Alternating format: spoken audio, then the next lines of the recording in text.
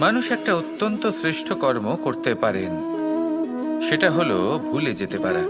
আর সেটা বরদানের চেয়ে কম কিছু নয়। মানুষকে যখন কোনো কারণে নিজের প্রিয়জনদের থেকে দূরে যেতে হয়, তখন মনে দুঃখ জাগ্রত হয়। তিনি সেই দুঃখকে ভুলতে পারেন। কখনো কোনো সম্পর্ক থেকে যদি দুঃখ পেয়ে থাকেন, তখন সেই দুঃখকে ভুলতে পারেন। কিন্তু এই সংসারের প্রত্যেক আবেগ, প্রত্যেক বস্তু ভুলে যাওয়া উচিত নয়। বিশেষ করে আমাদের প্রিয়জন, আমাদের পরিবারের সদস্য, যখন এই সংসার থেকে ওনারা চলে যান, তখন যে সৎকর্ম ওনারা করেছেন, যে প্রেরণা ওনারা আমাদের প্রদান করেছেন, কখনো ভুলে যাওয়া উচিত নয়। যখন আপনি কোনো উঁচু স্থানে পৌঁছে যান, আপনি সাফল্য লাভ করেন, তখন সেই সকল বন্ধুদের ভোলা উচিত নয় যারা আপনার সাথে আরম্ভ থেকে ছিল, যারা সব সময় আপনাকে সাহায্য করেছে। আর সবথেকে গুরুত্বপূর্ণ কথা, আপনার বয়স যতই বৃদ্ধি পাক না কেন, মাতা পিতাকে কখনো ভুলবেন না। আপনি যতই বড় হন না কেন, আপনি তাদের সন্তানই থাকবেন। অভিজ্ঞতার দিক থেকে ওনাদের থেকে ছোটই থাকবেন। তাই সবসময় নিজের মাতা পিতাকে নিজের সাথে রাখুন, কখনো তাদের ভুলবেন না। সেই সকল ব্যক্তিদের ভুলে যাবেন না যারা দুঃখের দিনে আপনার সাথে ছিল, তবেই জীবনে সুখ পাবেন। আসুন আর আমার সাথে ভালোবেসে বলুন, রাধা রাধা। এই আমার অনেকগুলো নাম আছে, আর তাদের মধ্যে একটি হলো যুদ্ধ বিমুখ।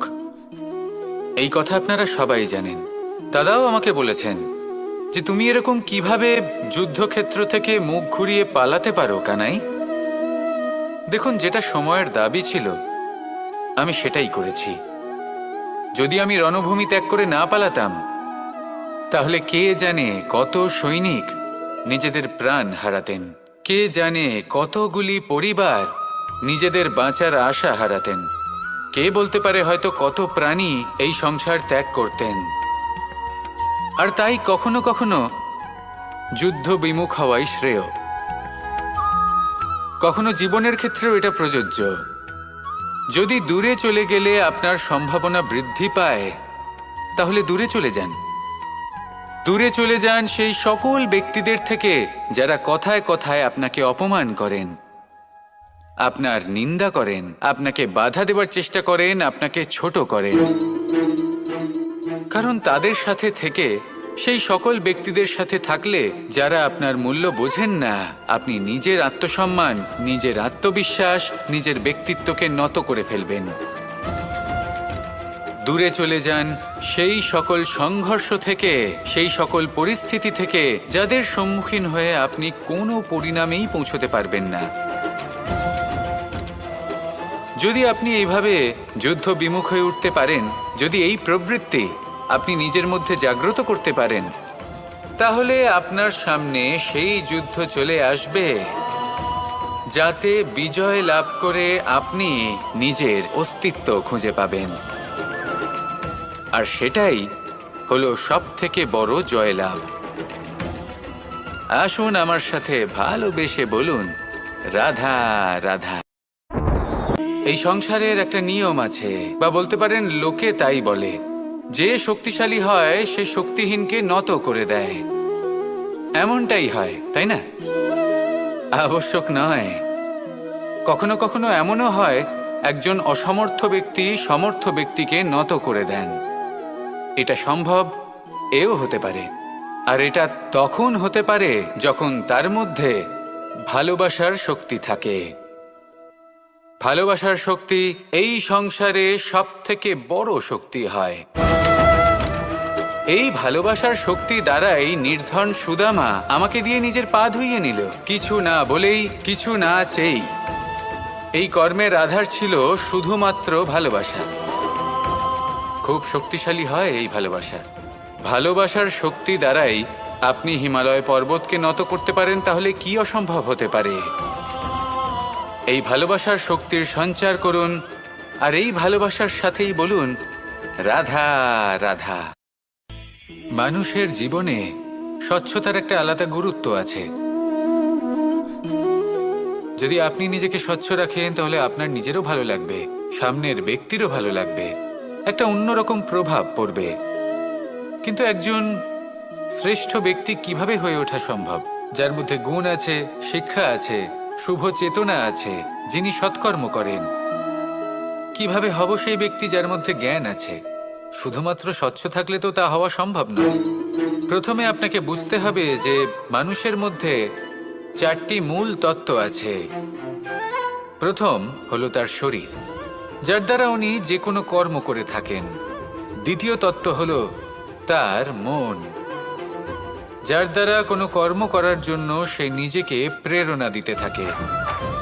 তৃতীয় তত্ত্ব হলো বুদ্ধি, যে কর্ম আমরা করতে চাই, যে লক্ষ্যে আমরা পৌঁছতে চাই, সেটা আমরা কিভাবে কোন পথে করব সেটা স্থির করা যায় বুদ্ধি দিয়ে। আর চতুর্থ তত্ত্ব হলো আত্মা।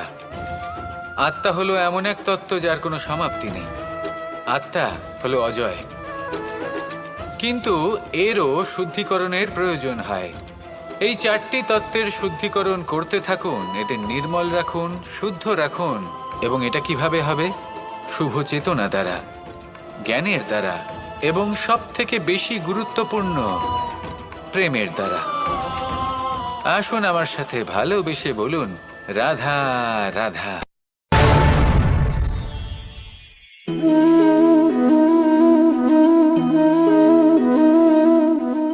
জল এই সংসারের সমস্ত প্রধান তত্ত্বের মধ্যে একটি। এই জল যে কোনো জ্বালা দূর করে, আগুনকে নিভিয়ে দেওয়ার ক্ষমতা রাখে, অবিরল অবিচল ভাবে প্রবাহিত হতে পারে, একে কেউ বাধা দিতে পারে না। এর পথে বাধা সৃষ্টি করলে নিজের পথ নিজেই খুঁজে নেবে, বা সে নিজেই নিজের পথ বানিয়ে নেবে, কিন্তু কখনো থামবে না। এই জল হলো মহান, আর এর একটা মহান গুণ আছে, এর নিজস্ব কোনো রং নেই। কিন্তু যখন মেঘ থেকে বৃষ্টিরূপে পৃথিবীতে ঝরে পড়ে, তখন সমস্ত সংসারকে রঙিন করে তোলে। যেখানে খরা হয়েছে সেখানে শ্যামল করে তোলে। যে স্থান শ্যামল, সেখানে ভিন্ন ভিন্ন প্রকারের পুষ্প ফুটিয়ে তোলে। এই জল, এই জলের মতন আমাদের হতে হবে। ওর যেমন কোনো রং নেই, আমাদেরও যেন কোনো অহংকার না থাকে। শুধু কর্মের এই ধারাতে বইতে থাকুন, এই সংসারের মঙ্গল করতে থাকুন, শ্রেষ্ঠ কর্ম করতে থাকুন। এই সংসারকে এটা বলার কোনো প্রয়োজন নেই যে আপনি কে। আপনি যদি কর্ম করতে থাকেন, তাহলে এই সংসার নিজে থেকেই আপনার মূল্য জানতে পারবে। আর তখন এই মন প্রসন্ন হয়ে বলবে, রাধা রাধা। একদিকে হলো আঙুর, আর অন্যদিকে কিশমিশ। দেখতে গেলে এই দুটোই সবারই খুব প্রিয়। শিশু হোক, যুবক হোক, বা কোনো বৃদ্ধ ব্যক্তিই হোক না কেন। আর দেখতে গেলে এই কিশমিশ, এটা আঙুর থেকেই আসে, তারই অন্য একটি রূপ। কিন্তু কখনো হাটে যান আর গিয়ে জিজ্ঞেস করুন যে এই কিশমিশ আর আঙুর, এই দুইয়ের মধ্যে অধিক মূল্য কার? আপনিও নিশ্চয়ই জানবেন যে কিশমিশের মূল্য আঙুরের থেকে অনেক গুণ বেশি। এবার এরকম কেন হয়? এর পেছনে কি কারণ থাকতে পারে? একদিকে হলো সেই আঙুর যা টাটকা অবস্থায় গাছ থেকে পেড়ে খাওয়া যায়, আর অন্যদিকে হলো কিশমিশ যাকে মাসের পর মাস রোদে ফেলে রাখা হয়। একদিকে আঙুর যা কিনা অত্যন্ত রসালো, আর কিশমিশে কোনো রসই নেই। একটি হলো অত্যন্ত কোমল এবং সুন্দর, অন্যটি অমসৃণ এবং তাতে বিন্দুমাত্র সৌন্দর্য নেই, তাও তার মূল্য বেশি। এইসব কেন হয়? এই কারণেই হয় কারণ সেই আঙুর অনেক মাস পর্যন্ত রোদ সহ্য করে থাকে, কষ্ট সহ্য করে থাকে, তবেই সেই আঙুর কিশমিশে পরিণত হয়। এবার জীবনের কড়া রোদ যাকে সহ্য করতে হয়, তার সাথেও এটাই হয়ে থাকে। তারও মূল্য আপনা থেকেই বৃদ্ধি পায়। আপনার জীবনে আপনার গুণ, আপনার প্রতিভা, তা অত্যন্ত গুরুত্বপূর্ণ। কিন্তু যখন আপনি অভিজ্ঞতা লাভ করেন, তখনই সেই অভিজ্ঞতা আপনার গুণ এবং প্রতিভাকে আরও অনেক বেশি শ্রেষ্ঠ করে তোলে। তাই জীবনের কঠোর রোদের মধ্যেও দাঁড়িয়ে থাকাটা শিখে নিন, সাহসের সাথে কঠিন পরিস্থিতির সম্মুখীন হওয়াটা শিখে নিন। ঠিক এইভাবেই অভিজ্ঞতা লাভ করতে হয়। আর এই অভিজ্ঞতা আপনার মূল্য বৃদ্ধি করতেই থাকবে, করতেই থাকবে। আর তখন এই মন প্রসন্ন হয়ে বলবে, রাধা রাধা। আমাদের সকলের জীবনেই দুই ধরনের ব্যক্তি থাকেন, বন্ধু এবং শত্রু। তারা হলেন আমাদের প্রিয় বন্ধু, যারা আমাদের জীবনে সবসময় আমাদের পাশে থাকেন। কখনো কখনো আমরা তাদের জন্য কিছুই করি না, তাও তারা আমাদের আনন্দ প্রদান করেন, ভালোবাসা প্রদান করেন। আর অন্যদিকে থাকে আমাদের শত্রু। দেখতে গেলে যখন আমরা জন্ম নিই তখন কিন্তু আমাদের কোনো বন্ধু থাকে না, আমাদের কোনো শত্রুও থাকে না। কিন্তু যত ধীরে ধীরে আমরা জীবনে এগোতে থাকি, আমাদের বয়স বাড়তে থাকে, তখন আমাদের বন্ধু আর শত্রু এই দুইয়ের সংখ্যা বাড়তে থাকে। আর সেই সবকিছু নির্ভর করছে আমাদের কথার ওপর এবং আমাদের ব্যবহারের ওপর। এবারে আপনি যদি কোনো ব্যক্তিকে স্বাগত জানান উদার চিত্তে, ভালোবেসে, তাহলে সেই ব্যক্তি আপনার বন্ধু হবেই হবে। কিন্তু যদি আপনি নিজে হাতে কাউকে সামনে অগ্রসর হতে বাধা দেন, বিনা কারণে তার সাথে খারাপ ব্যবহার করেন, তাহলে তার মনে শত্রুতার বোধ অবশ্যই জেগে উঠবে। আর রইল বিষয় কথার, যদি আপনার কথা মধুর হয় তাহলে সবাইকে আপনি আপন করে নিতে পারবেন। এই কথাই যদি কটু হয় তাহলে আপনার আপনজনেরাও দূরে চলে যেতে পারে। তাই নিজের কথার ওপর সংযম রাখুন এবং নিজের আচরণ উদার করে তুলুন। জীবনে সুখই সুখ থাকবে। আসুন আমার সাথে ভালোবেসে বলুন, রাধা রাধা। এই সংসারে যখনই কোনো সমস্যা আসে তখন আমরা আমাদের সব থেকে বড় সম্বলের কাছে আশ্রয় খুঁজি, তা হলো আমাদের বিশ্বাস। এবার প্রশ্ন হলো এটাই যে এই বিশ্বাস কার ওপর করা যেতে পারে? পরিবারের ওপর, বন্ধুর ওপর, নাকি তাদের ওপর বিশ্বাস করা উচিত যাদেরকে আমরা কখনো সঙ্গ দিয়েছি? দেখুন, এই সংসারে বিপদের সম্মুখীন হলে কে আপনাকে সাহায্য করবে সেটা নির্বাচন করা আপনার হাতে নেই। সেটা সেই সকল ব্যক্তির উপর নির্ভরশীল যে তারা আপনাকে সাহায্য করবে নাকি করবে না। অর্থাৎ যখনই কোনো বিপদ আসে সর্বপ্রথম তার সম্মুখীন আমাদের নিজেকেই হতে হয়। আর তার জন্য প্রস্তুত থাকা প্রয়োজনীয়, সেই শক্তি, সেই সাহস অর্জন করা প্রয়োজনীয়। দেখুন, যখনই অন্ধকার আসে তখন সবার আগে কে আপনাকে ত্যাগ করে চলে যায়?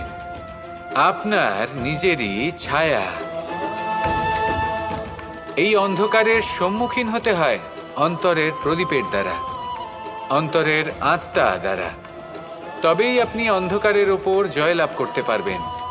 সেই জন্য যে বিপদই আসুক না কেন নিজেকে তার জন্য প্রস্তুত রাখা উচিত। সেই সাহস নিয়ে আসুন। এমন কোনো বিপদ নেই যা আপনাকে ভেঙে দিতে পারে।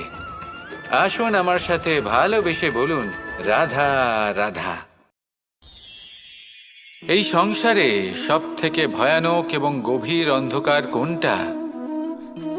সেটা যখন মেঘ সূর্যকে ঢেকে দেয় এবং সংসার অন্ধকারাচ্ছন্ন হয়ে ওঠে, নাকি তখন যখন সূর্যাস্তের সময় ঘনিয়ে আসে, সূর্য ঢলে যায় এবং এই সংসারে অন্ধকার ছেয়ে যায়, নাকি সেই অমাবস্যার রাত্রি যখন চতুর্দিকে ঘন অন্ধকার থাকে এবং চন্দ্রমার প্রকাশ কোথাও থাকে না?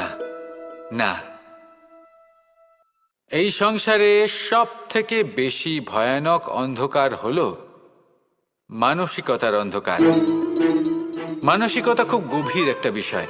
এই মানসিকতাই সত্যের রূপ ধারণ করে এবং আমাদের এই মানসিকতা এবং বিবেকে একটা সূর্য থাকে। যদি আমরা এটা জীবন থেকে বের করে ফেলি তাহলে নিরাশা, হতাশা, অসফলতা এর এমন এক ঘন অন্ধকারে আমরা ফেঁসে যাব যে তার থেকে বাইরে বের হওয়া প্রায় অসম্ভব ব্যাপার হয়ে দাঁড়াবে। বড়ই কঠিন হয় সেই সময়। সেই জন্য ইতিবাচক মনোভাব থাকা খুব প্রয়োজনীয়। এটা ভাববেন না যে এটা আমার সাথে কেন হলো, এই সমস্যা কেন এলো, ওই ব্যক্তি আমার সাথে এটা কেন করলেন। এটা ভাবুন যে আমি জীবনে যে পরিস্থিতিতে দাঁড়িয়ে আছি তার থেকে আমি ঠিক কিভাবে বাইরে বেরোতে পারবো। যতই ঘন অন্ধকার থাকুক না কেন, খুব ছোট একটা প্রদীপের প্রকাশ আমাদের পথপ্রদর্শক হয়ে দাঁড়াতে পারে। আর আমাদের জীবনে এই ছোট্ট একটা প্রকাশ হলো আশা। এই আশার একটি কিরণ আমাদের অত্যন্ত গাঢ় অন্ধকারেও পথ দেখাতে পারে। তাই এই আশাকে সবসময় মনে প্রজ্বলিত করে রাখুন। গাঢ় থেকে গাঢ় অন্ধকারের সাথে, কঠিন থেকে কঠিনতর সমস্যার সাথে লড়াই করুন, সামনে এগিয়ে চলুন, আর আমার সাথে ভালোবেসে বলুন, রাধা রাধা। শত্রুতা। একজন মানুষ অন্য মানুষের সাথে শত্রুতা করে বসেন। দুজন ঘনিষ্ঠ বন্ধু, এমনও এক সময় আসতে পারে যখন এনারা একে অপরের শত্রু হয়ে ওঠেন। এর অনেকগুলো কারণ হতে পারে, কিন্তু মূল কারণ হলো আলোচনা। আগে হ্যাঁ, আপনি যদি কারোর বিষয়ে আলোচনা করেন তাহলে সে আপনার শত্রু হয়ে যেতে পারে। এবার মনে একটা প্রশ্ন আসতে পারে যে এটা কিভাবে সম্ভব হতে পারে? আলোচনা, এটা তো অত্যন্ত জরুরি। যদি আমি নিজের বন্ধুর খারাপ কাজের বিষয়ে আলোচনাই না করি তাহলে সে শুধরবে কি করে? এ কথা সত্যি যে আলোচনা আবশ্যক, কিন্তু তার থেকেও বেশি গুরুত্বপূর্ণ এবং আবশ্যক হলো আপনার এই সিদ্ধান্ত এটাই যে আপনার এই আলোচনা কোন স্থানে করবেন। যদি এটা সবার সামনে করবেন ভাবেন, তাহলে তা অপমানও হয়ে যেতে পারে। যদি এটা আলাদাভাবে করেন তাহলে তা পরামর্শ হয়ে যায়। অপমান কেউ স্বীকার করতে পারেন না, কিন্তু পরামর্শ সকলের ভালো লাগে। তাহলে যদি আপন কারোর জন্য ভালো কিছু চান, কাউকে শুধরে দিতে চান, আর আপনার মনে হয় আলোচনা আবশ্যক, তাহলে সর্বপ্রথম সময়, পরিস্থিতি আর স্থানের কথা মনে রাখবেন। নয়তো এই আলোচনা আপনাকে খুব ভোগাতে পারে। তাহলে আসুন আমার সাথে ভালোবেসে বলুন, রাধা রাধা। আপনার জীবনেও কি সমস্যা রয়েছে? অবশ্যই থাকবে। প্রত্যেকের জীবনেই সমস্যা থাকে। প্রত্যেক মানুষ জিজ্ঞাসাও করেন যে এই সমস্যা আসলে কি আর কেন আসে এ জীবনে। আপনাকে একটা কথা বলে দিই যে সমস্যা আসলে সেটা নয় যা আপনার পথে বাধা সৃষ্টি করে, বরং সমস্যা হলো সেটাই যেটা আপনি তখন দেখতে পান যখন আপনার একাগ্রতা আপনার পথ থেকে, আপনার লক্ষ্য থেকে সরে যেতে থাকে। আর এই সমস্যাগুলি দূর করার জন্য, এর সমাধান করার জন্য একটাই পথ আছে। নিজের সমস্ত ভাবনা আরো একবার একাগ্র করুন নিজের পথের দিকে, নিজের লক্ষ্যের দিকে। আপনার সমস্ত ভাবনা যদি কেন্দ্রীভূত হয় নিজের লক্ষ্যে, তাহলে এই সমস্যা দূরে থাকবে। যদি এরকম না হয়, যদি আপনার মন একটু অন্যদিকে চলে যায়, তাহলে এই সমস্ত সমস্যা আবার সামনে চলে আসে আর বাড়তেও থাকে। দেখুন, যেখানে আপনার লক্ষ্য রয়েছে, বান যদি সেখানেই চালাতে হয়, তাহলে দৃষ্টি তো সেদিকেই রাখতে হবে। তবেই তো আপনি সেই লক্ষ্য ভেদ করতে পারবেন। সেই জন্য মনে রাখবেন, সর্বদা লক্ষ্য রাখবেন নিজের পথে, সেই পথেই সামনে এগোতে থাকুন নিজের লক্ষ্যের দিকে। আপনি যত সামনে এগোতে থাকবেন এই সমস্যা তত পিছিয়ে যাবে। তাহলে আসুন আমার সাথে ভালোবেসে বলুন, রাধা রাধা। এই পাখিরা সত্যি খুব সুন্দর, আমার খুব ভালো লাগে। আপনি নিশ্চয়ই শুনে থাকবেন যে কিছু পাখির কাছে ডানা অবশ্যই থাকে, কিন্তু উড়তে পারে না। তারা চায় উঁচু আকাশে উড়ে বেড়াতে এবং মেঘেদের সাথে কথা বলতে, করতেই পারে না। এবার এই সংসারেও পাওয়া যায় ঘুড়িও। এদের মধ্যে না জীবন আছে, না প্রাণ আছে, আর না আছে ডানা, কিন্তু এরা আকাশের সাথে কথা বলে, হাওয়ার বেগের সাথে কথা বলে, আনন্দ করে, উৎফুল্ল হয়ে ওঠে। আকাশে জীবনের কিছু মুহূর্ত কাটায়। তার কারণ কি হতে পারে? কারণ হলো সুতো। এই সুতো যদি সঠিক হাতে থাকে, তাহলে এই কাগজের তৈরি ঘুড়িও আকাশের উচ্চতায় উড়ে বেড়াতে পারে। এবার এই সুতো আসলে কি? এই সুতো হলো আসলে ভালোবাসা। এই সুতো হলো আসলে বিশ্বাসের, আর এটা আপনি দিয়ে থাকেন তাদের হাতে যাদের আপনি বিশ্বাস করেন, যাদের আপনি নিজের সর্বস্ব দিয়ে দেন। ভেবে দেখুন, এই ভালোবাসা আর বিশ্বাসের সুতো আপনি যদি সঠিক মানুষের হাতে দিয়ে দেন, তাহলে আপনি অনেক উচ্চতায় উঠতে পারবেন, আকাশের উচ্চতায় উড়ে বেড়াতে পারবেন, মেঘের সাথে কথা বলতে পারবেন, পাখিদের মতো উড়তে পারবেন, যা ইচ্ছে তাই করতে পারবেন। শুধু এই মানুষ সঠিক হতে হবে, এমন একজন মানুষ যার মনে আপনার জন্য ভালোবাসা রয়েছে, এমন এক মানুষ যার মনে কোনো স্বার্থ নেই, যিনি পরোপকারী, এমন একজন ব্যক্তি যিনি আপনার অস্তিত্বকে বাইরে নিয়ে আসতে পারবেন, তাকে উজ্জ্বল করে তুলবেন। তাহলে ভালোবাসুন, আনন্দ করতে থাকুন, আর এই আনন্দ সহকারে বলুন, রাধা রাধা। আমরা সকলে এমন ব্যক্তির সাথে থাকতে চাই যারা খুব মিষ্টি কথা বলেন, যাদের ব্যবহার আমাদের ভালো লাগে, যারা দেখতে সুন্দর হন, যাদের আমরা পছন্দ করি।